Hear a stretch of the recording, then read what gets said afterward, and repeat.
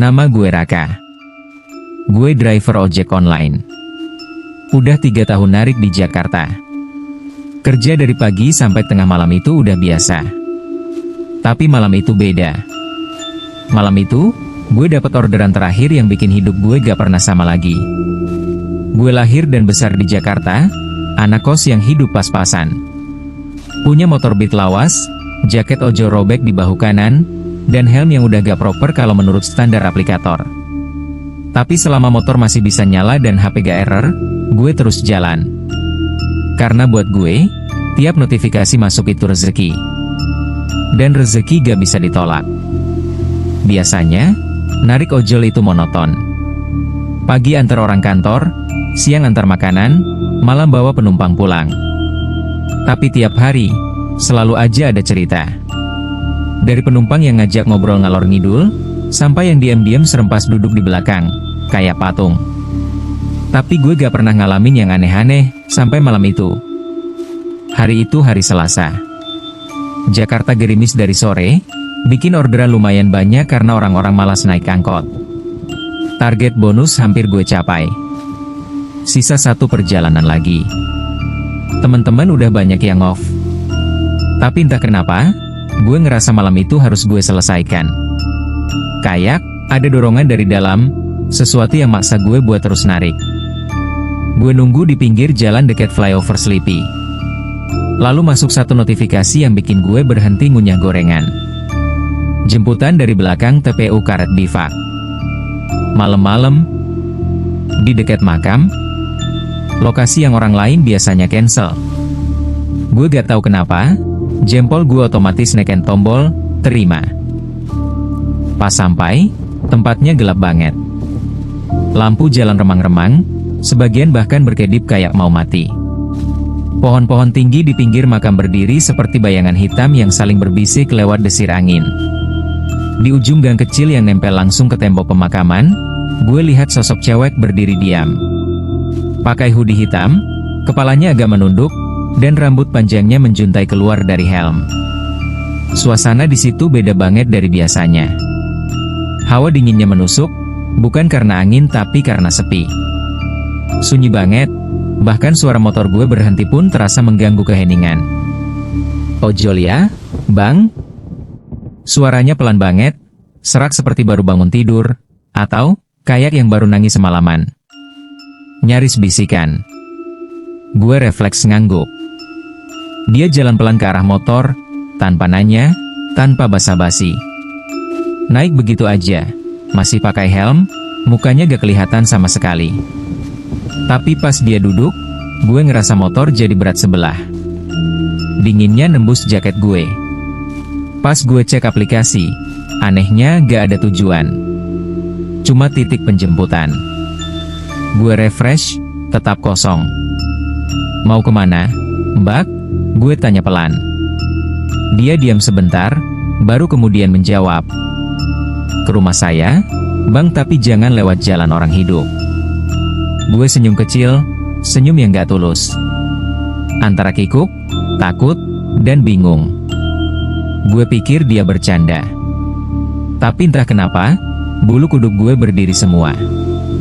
Udara makin dingin. Wangi bunga melati tipis-tipis mulai tercium. Dan perasaan di dada gue, berat. Kayak ada yang gak beres banget. Kayak, ini bukan orderan biasa. Kami mulai jalan. Motor gue gas pelan keluar dari area TPU, tapi perasaan gak enak itu gak hilang. GPS muter-muter, sinyalnya kayak diganggu. Aplikasi ojolnya stuck, arahnya muter balik sendiri, kayak lagi diseret ke tempat yang gak jelas. Biasanya jam segini, masih ada 1-2 angkot atau pengemudi lain yang kelihatan di jalan utama. Tapi malam itu, kosong. Bener-bener kosong. Gak ada suara lain selain deru motor gue. Gak ada kendaraan dari lawan arah. Bahkan suara jangkrik pun gak ada.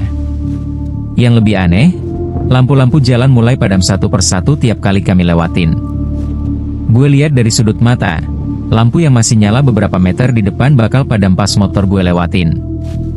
1, 2, 3. Gue mulai panik dalam hati. Tapi tetap jaga ekspresi, pura-pura tenang. Gue coba lirik ke spion kanan, pengen pastiin penumpang masih duduk. Tapi, kursi belakang kosong. Gue langsung refleks nengok ke belakang beneran. Gak ada siapa-siapa. Tapi, gue jelas ngerasa ada berat tubuh di jok belakang. Bahkan, bahu kiri gue dingin banget. Kayak ada yang nempel. Gue sentuh jok belakang pelan saat berhenti di lampu merah, dan joknya basah. Tapi bukan basah karena hujan. Lebih kayak embun dingin, dan ada bau melati. Lembut, samar, tapi makin lama makin menusuk hidung. Tangan gue mulai gemetar. Gue coba nyalain radio HP buat ngusir suasana. Tapi suara speaker cuma desis. KRS hahaha. Saat itu gue sadar, ini bukan rute normal. Dan yang duduk di belakang gue, mungkin bukan orang. Di tengah jalan, suara dari belakang berubah. Seperti ada dua suara bersamaan. Satu cewek muda, satu lagi berat dan serak. Terima kasih udah antar saya. Tapi kamu jangan balik lewat jalan biasa ya. Jalan itu cuma buat yang masih hidup. Tiba-tiba motor gue mati. Lampu padam. HP gue gelap. Jam di dashboard nunjukin pukul 00. Dan waktu gue nyalain senter, gue sadar gue ada di tengah makam. Tiba-tiba, suara dari belakang mulai terdengar lagi. Tapi kali ini, bukan cuma satu. Ada dua suara tumpang tindih. Suara perempuan muda yang lembut. Dan satu lagi berat, serak, kayak suara seseorang yang tenggorokannya hancur. Terima kasih udah antar saya. Tapi kamu jangan balik lewat jalan biasa ya. Jalan itu cuma buat yang masih hidup. Detik itu juga, motor gue langsung mati. Tanpa peringatan. Lampu padam. Mesin berhenti. HP gue ikut gelap. Jam digital di dashboard nunjuk angka pukul 00, kayak waktu berhenti. Gue berhenti di jalan yang asing. Sepi. Gak ada rumah, gak ada tiang listrik, gak ada apa-apa selain kabut di mana-mana. Gue buka senter dari tas selempang, dan pas cahaya senter nyala, gue ada di tengah pemakaman. Gue panik. Jantung rasanya mau meledak. Nafas ngos-ngosan. Gue teriak sekuat tenaga. Halo? Ada orang? Tapi suara gue gak punya gema. Gak ada pantulan suara sama sekali. Kayak semua suara gue diserap kabut. Gue jalan kaki tanpa arah. Asal. Ngelewati nisan-nisan batu yang bentuknya aneh dan gak ada tulisan. Tanahnya becek. Tapi setiap langkah, gak ada bunyi becek, kayak jalan di karpet kering, padahal jelas-jelas tanahnya basah. Tangan gue gemetaran sambil pegang senter. Cahaya senter mulai redup. Gue bener-bener udah gak tahu harus kemana. Tolong, suara gue makin kecil. Dada gue sesak. Lalu tiba-tiba dari kejauhan, cahaya motor muncul. Kuning. Goyang-goyang karena jalanan rusak. Awalnya gue kira halusinasi. Tapi makin dekat gue dengar suara mesin motor. Raka. Suara itu gue kenal. Bang Firman. Suaranya berat, tegas, dan napasnya ngos-ngosan pas turun dari motor. Dia narik gue sekuat tenaga, hampir kayak nyeret. Ngapain lo di sini? Gila lo? Ya, katanya dengan nada campur marah dan panik. Gue cuma bisa bilang, Bang, gue cuma ambil orderan. Dia suruh ke rumahnya. Bang Firman gak jawab. Dia langsung starter motor dan tarik gas. Kami keluar dari jalan kecil yang ternyata bukan jalan, tapi gang sempit yang dikelilingi pagar bambu dan tanpa satupun penerangan. Setelah sekitar 5 menit naik, jalan berubah normal. Lampu-lampu muncul. Mobil lalu lalang. Warung kopi terbuka. Gue kembali ke Jakarta. Bang Firman matiin motor pas kami sampai di pos driver. Dia langsung duduk, ngeluarin rokok. Lo tahu gak, lo hilang hampir 3 jam. Kita kira lo balik ke kos.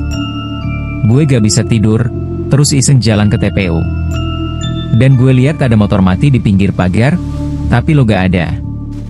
Gue cari-cari, dan lihat center lock kedip-kedip dari arah dalam. Gue diam. Merinding. Karena menurut gue cuma jalan 15 menit. Dan yang lebih serem lagi, motor gue masih ada di rumah, posisi kayak gak dipakai. Padahal gue ngerasa naik motor itu bareng dia. Setelah malam itu, gue gak pernah narik malam lagi. Target bonus gak penting. Ranking performa driver bodo amat. Gue mulai narik dari pagi sampai sore aja. Begitu matahari mulai turun, gue langsung pulang.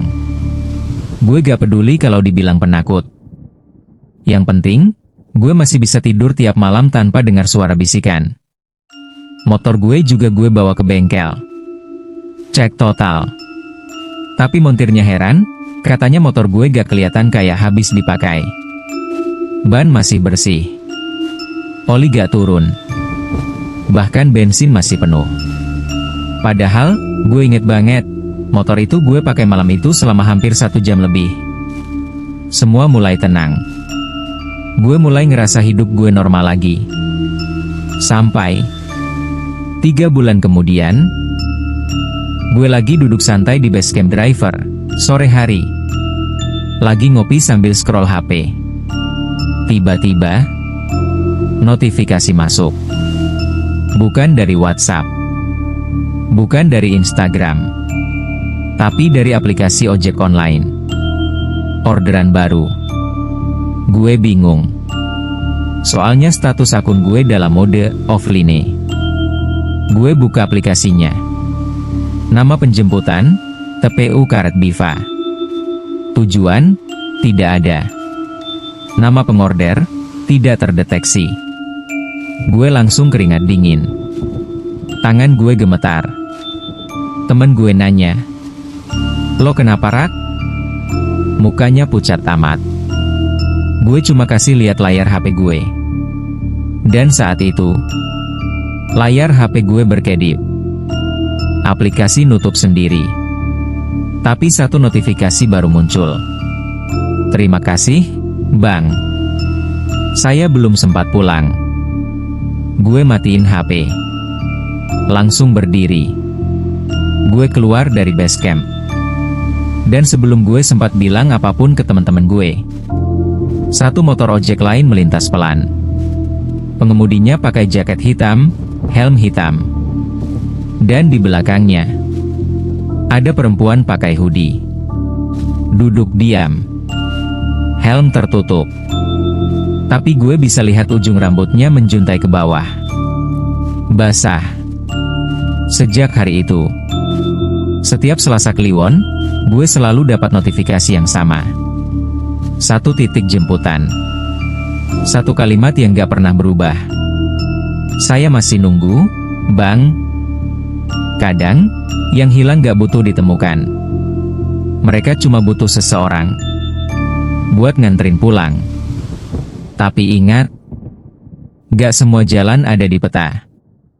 Dan gak semua penumpang datang dari tempat yang sama kayak kita.